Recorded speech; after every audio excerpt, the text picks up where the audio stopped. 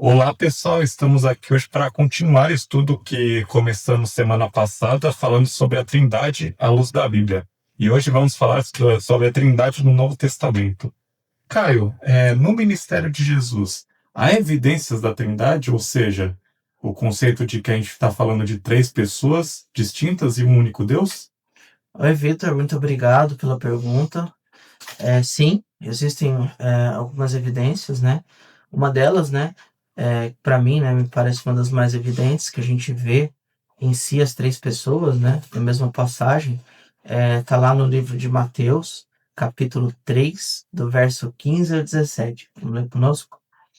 Fala o seguinte: Mas Jesus respondeu: Deixem por quanto, porque assim nos convém cumprir toda a justiça.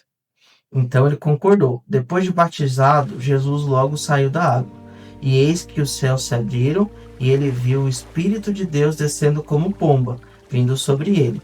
E eis que uma voz do céu dizia: Este é o meu filho amado, em quem me agrado. Então aqui na passagem do batismo de Jesus, você tem três pessoas diferentes se manifestando de forma diferente. Você tem o Filho, né, que está corporalmente em carne, que, como você bem disse, é no ministério terreno de Jesus. Você tem o Espírito Santo manifestado na forma de pomba, e você tem a voz do alto, né, do Deus Pai, falando, chamando: Esse é meu Filho amado. Tá? A gente já falou isso nos vídeos passados, né, que é o único Deus. Mas aqui, nessa passagem específica, a gente vê que aparecem essas três pessoas, né? Então essa é uma das passagens que falam isso claramente, né? Que não são modos de Deus, é um único Deus, né? Manifestado nessas três pessoas. Outras passagens também aqui no ministério de Jesus, a gente pode ver que a gente chama da grande comissão lá em Mateus 28:19, que fala o seguinte: Portanto, vão e façam discípulos de todas das nações, batizando em nome do Pai, do Filho e do Espírito Santo. Então, aqui quando Jesus comissiona para que nós fôssemos batizados, e que nós somos batizados hoje assim, da mesma maneira, né? Em nome do Pai, do Filho e do Espírito Santo, a gente também cita, né? As três pessoas. 2 Coríntios 13:13 também vai falar também dessas três pessoas. O apóstolo Paulo aqui, né, falando: A graça do Senhor Jesus Cristo e o amor de Deus e a comunhão do Espírito Santo sejam com todos vocês. Então a gente tem várias passagens aqui no Novo Testamento que citam, né, no caso, essas três pessoas. Muito obrigado, Caio. Se Jesus é Deus, como você acabou de colocar aí, se ele é uma das pessoas da Trindade, como a gente pode explicar alguns versículos, alguns textos da Bíblia, nos Evangelhos, inclusive, onde ele fala claramente: o Pai é maior que eu, ou o Filho só faz o que vê o Pai fazendo? Não parece dar uma impressão que ele é menor que o Pai? Como assim ele está em mesmo pé de igualdade, assim, em questão de ser Deus também como o Pai? Muito obrigado pela pergunta, Vitor. Isso é muito importante que a gente tenha clareza, né, nesse tipo de questionamento. E isso vai ter a ver com o amor que Deus teve por nós e que Cristo também tem, né? Se a gente for ver uma dessas passagens que você está falando, por exemplo, João 14:28 fala o seguinte: Vocês ouviram o que eu disse, vou e volto para junto de vocês. Se vocês me amassem, ficariam alegres com minha ida para o Pai, porque o Pai é maior do que eu, né? Em Marcos 10:18, ele também vai falar que ninguém é bom a não ser um que é Deus, né? E Mateus 27:46, ele vai falar: meu Deus, por que me abandonaste? Né? Que é uma das referências da pergunta que você fez. A resposta, eu queria que vocês pudessem ler comigo, está lá em Filipenses 2, do 5 ao 11. Vai falar o seguinte: Tenham entre vocês o mesmo modo de pensar de Cristo Jesus, que mesmo existindo na forma de Deus, não considerou o ser igual a Deus, algo que deveria ser retido a qualquer custo. Pelo contrário, ele se esvaziou, assumindo a forma de servo, tornando-se semelhante aos seres humanos. E reconhecida a figura humana, ele se humilhou, tornando-se obediente até a morte, e morte de cruz. Por isso também Deus o exaltou sobremaneira, ele deu o nome que está acima de todo nome, para que ao nome de Jesus se dobre todos os joelhos no céu, na terra e debaixo da terra, e toda língua confesse que Jesus Cristo é o Senhor, para a glória de Deus Pai. Ou seja, isso que a gente está falando, de que ele era igual a Deus, que está escrito aqui em Filipenses 2,6, era algo que Jesus não reteve a qualquer custo. Ele, por amor, ele se o quê? Esvaziou. Ele assumiu a posição de servo, né? De submissão. Ele foi obediente ao Pai.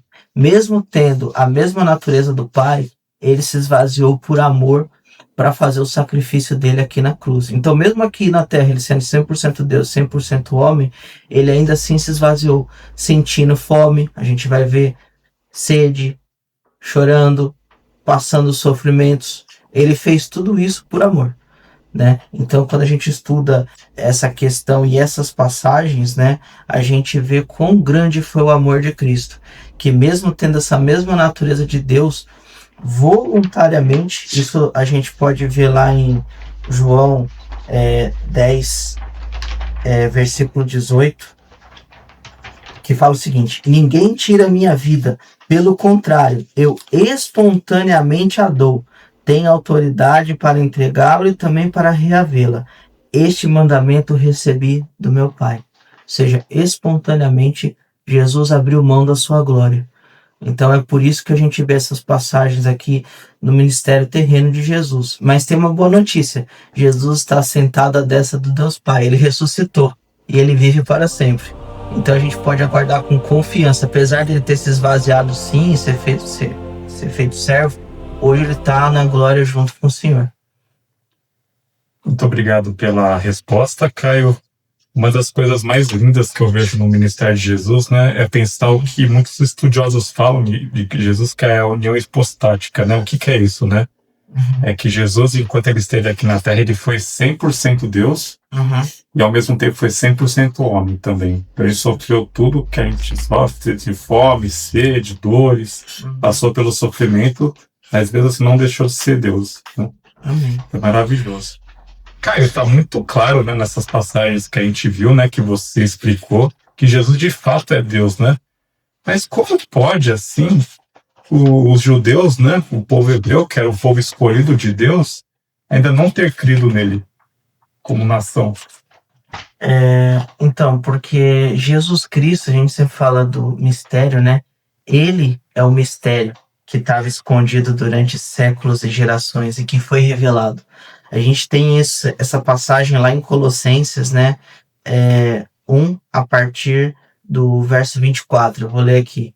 Agora me alegro nos meus sofrimentos por vocês e preencho o que resta das aflições de Cristo na minha carne, a favor do seu corpo, que é a igreja, da qual me tornei ministro de acordo com a dispensação da parte de Deus, que me foi confiado em favor de vocês para dar pleno cumprimento à palavra de Deus.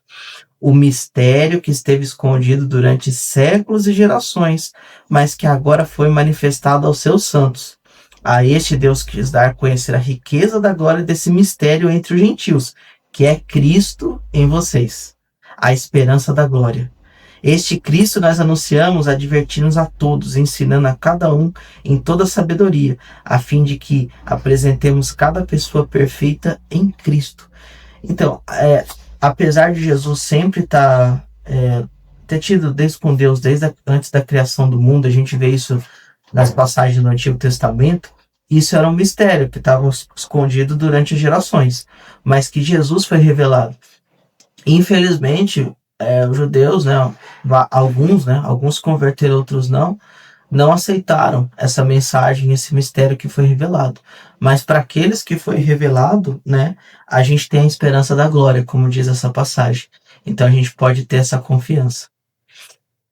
Muito obrigado pelas respostas, Caio. E esse foi mais um vídeo do nosso canal Chat.com Cristo, onde abordamos o tema da Trindade à luz da Bíblia, que é a ideia de, como falamos aqui, Deus ser um único Deus, mas em 3 pessoas distintas: o Pai, o Filho e o Espírito Santo. Que Deus abençoe a sua vida. Até o próximo vídeo.